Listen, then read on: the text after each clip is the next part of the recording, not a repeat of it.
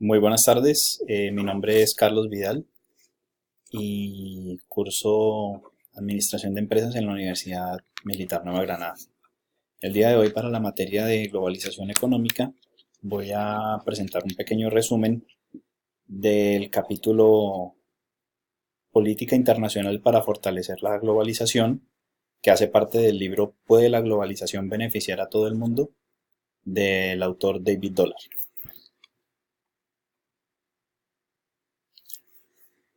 Este capítulo trata en sí de cuatro componentes que pueden ser los idóneos en el momento de estructurar una política que sea de participación internacional frente a lo que tiene que ver con el fortalecimiento de la globalización y también con su implementación y su mejoramiento. Entre esos cuatro componentes tenemos las políticas comerciales, los programas de ayuda, las reformas financieras y las leyes de migración. Estos temas los vamos a ver a continuación. Las políticas comerciales es el primer punto. En este, digamos, componente que tiene que ver con una política integral frente frente al fortalecimiento de la globalización, tenemos varios datos a saber. Primero, pues uno de los componentes de las políticas comerciales frente a la globalización es la imposición de aranceles más bajos, lo que ha producido un enorme incremento en el intercambio comercial internacional. Eso pues se evidencia a través de los diferentes tratados y no solamente es el incremento, sino en algunos casos hasta la eliminación de aranceles cuando se llegan a acuerdos entre varios países o bloques de países. Esto tiene unas ventajas y unas desventajas, o se han presentado ciertas situaciones. Por ejemplo, los países ricos, digamos que mantienen unas barreras arancelarias en aquellos sectores donde los países en desarrollo o los países menos industrializados son más competitivos. De igual manera, pues otro ítem a tener en cuenta es que dentro de los países en desarrollo, el 70% de los aranceles que enfrentan ellos no son por parte de países más industrializados, sino por el contrario, por parte de mismos países en desarrollo. Esto lo que evidencia en algunos casos es que hay una falta de competitividad y lo que se quiere es recurrir al proteccionismo para que cada país, pues como el concepto lo dice, proteja su economía. Por último, hay que advertir que en las políticas comerciales, pues muchas veces los países ricos insisten en imponer sanciones comerciales para poder obligar a otros países a la adopción de normas ambientales y laborales más estrictas. En este capítulo del libro podemos ver un caso como es el de Vietnam, muy conocido porque es prácticamente el centro de manufactura de muchas cosas que hoy en día utilizamos como zapatos y ropa deportiva. En los años 90 se estudió por parte de los Estados Unidos imponer una sanción comercial a este país que buscara disminuir las tasas de trabajo infantil. Las sanciones comerciales no siempre son el método más idóneo para que otros estados adopten medidas, y este fue el caso, por ejemplo, de Vietnam. Lo que se hizo en Vietnam fue ser un poco más incluyentes con su economía, permitir que mediante el comercio de café y arroz pudieran ser más partícipes del concepto global de la economía, y en realidad lo que logró esto fue una disminución de las tasas de trabajo infantil bastante significativa, contrario a lo que hubiera podido lograr de pronto una sanción comercial. El segundo punto son los programas de ayuda. En la gráfica que vemos aquí, vemos cómo en este capítulo se estudia o se tiene en cuenta que, por ejemplo, el 40% de las ganancias de la riqueza privada en este continente está puesta en otros países.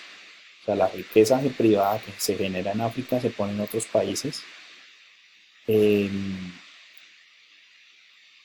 Cambiando de tema, pues se tiene que, en los programas de ayuda han evidenciado una disminución de la ayuda suministrada por los gobiernos de países industrializados, lo cual se ve más o menos en los inicios de los años 90. Los programas de ayuda existen de los países industrializados a los países en desarrollo, pero los programas de ayuda en realidad lo que se observa en el escrito es que estos deben ir con una orientación muy específica. La orientación muy específica es que los programas de ayuda deben enfocarse en los países que realmente han hecho reformas ambientales y laborales. Algo así como de pronto orientar esas ayudas como para premiar que los países en desarrollo adopten reformas que permitan el mejoramiento de las situaciones ambientales y de la situación laboral, disminuir el trabajo infantil, mejorar las horas, el pago de las horas de trabajo y etc. Y por último, enfocar los programas de ayuda en tres situaciones muy específicas, que son la protección contra las crisis financieras, o sea, fortalecer un sistema bancario de cada país que permita protegerse contra esas crisis, la investigación para la prevención y tratamiento de enfermedades como el SIDA, la tuberculosis y el alivio de la deuda de estos países. El tercer punto es la adopción de medidas o reformas financieras. Muchos de los países en desarrollo basan su economía en inversión extranjera. Esto trae unas desventajas por cuanto en algunos casos se ven de pronto a merced de cambios caprichosos en las inversiones, y pues como podemos observar en la gráfica, hoy en día las crisis financieras no afectan a un solo país. Las crisis financieras pueden afectar una región y lo que se deriva como en un efecto cascada. Entonces, lo que puede pasar de pronto en países como Tailandia puede afectar de ahí para abajo a Malasia o Indonesia. Los países pueden adoptar diferentes métodos para protegerse frente a estas situaciones, como son el manejo de las tasas de cambio y los controles de capital. La coordinación internacional de normas contables y el manejo de crisis son bastante importantes porque permiten reforzar a los países que tienen políticas sólidas en la parte financiera a desanimar a que las inversiones extranjeras o el capital privado empleen malas prácticas. Por último tenemos las leyes de migración. Iniciamos con la gráfica que tenemos en la diapositiva, y es que por ejemplo el 10% de la población total de México no trabaja en México. El 10% de esa población está en Estados Unidos. El total de la población, el 10% se encuentra en Estados Unidos, y se encuentra en Estados Unidos por situaciones ligadas a las situaciones laborales. Por ejemplo, hace 100 años en el mundo de la globalización, en cuanto a lo que tiene que ver con el flujo de fuerza laboral, era más alto. Esto pues exige una revisión a las leyes de migración. Vemos también, por ejemplo, que en los países en desarrollo la población es cada vez más anciana, y en los países en desarrollo, debido a las altas tasas de natalidad, es muy joven.